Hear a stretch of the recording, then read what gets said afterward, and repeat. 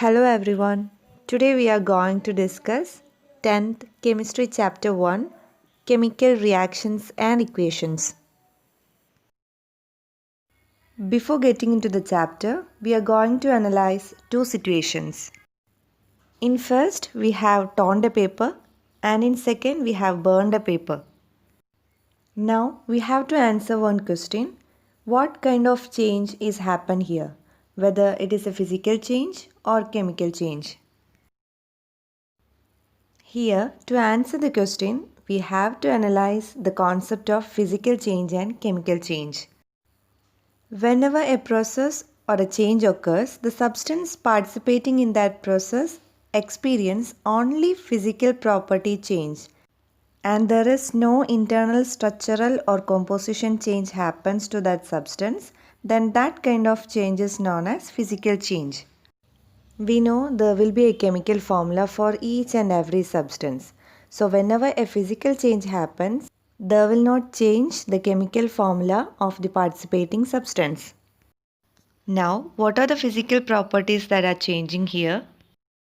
The shape, the size, that is the overall appearance, or we can say the state. And again, state means solid to liquid, liquid to gas likewise. So all these reversible changes are physical change. Whenever a chemical change occurs, the participating substance will entirely change into a new substance. Or simply we can say the chemical formula of the participating substances and the new product will be different. There are some indications which tells us a chemical change occurs. One is change in temperature, that is the process will either absorb or release heat.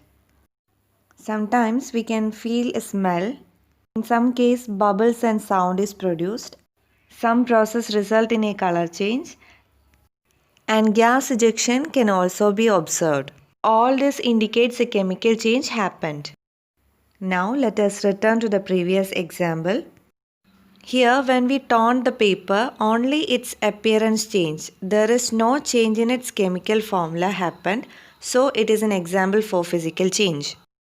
But when we burn the paper, we can see smoke is coming out and ash is the final product, which is having entirely different chemical composition of that of paper.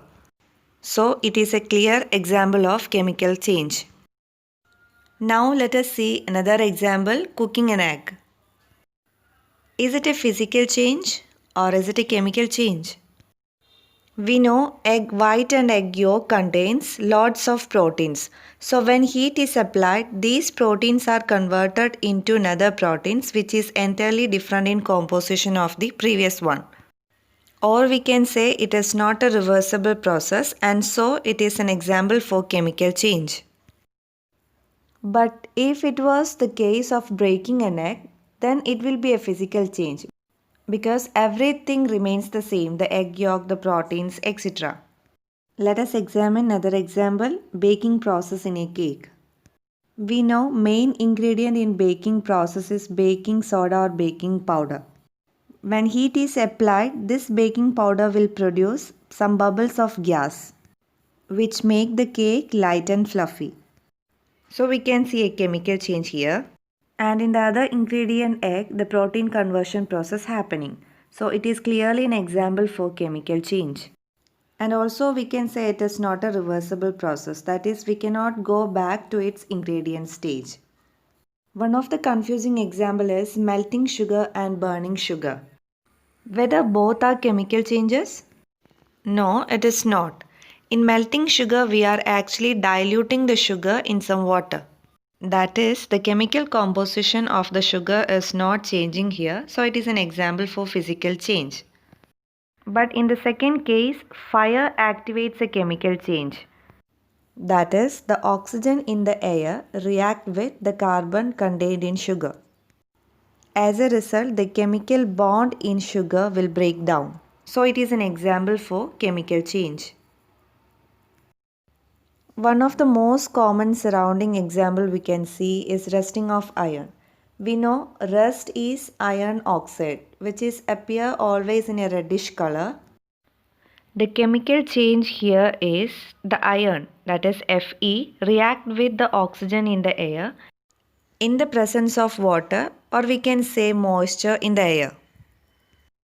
Here we can see the color change, which we have mentioned earlier as indication of a chemical change happened.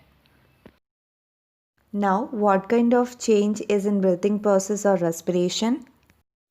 Here we all know oxygen is inhaled and carbon dioxide is exhaled and is a chemical change. So these are all examples of chemical change, or we can say whenever a chemical change occurs, a chemical reaction taken place. That is, a chemical reaction include the chemical changes of the participating substance. This is all about today's class. If you have any doubt, then please mention it on the comment box. And thank you for watching this video.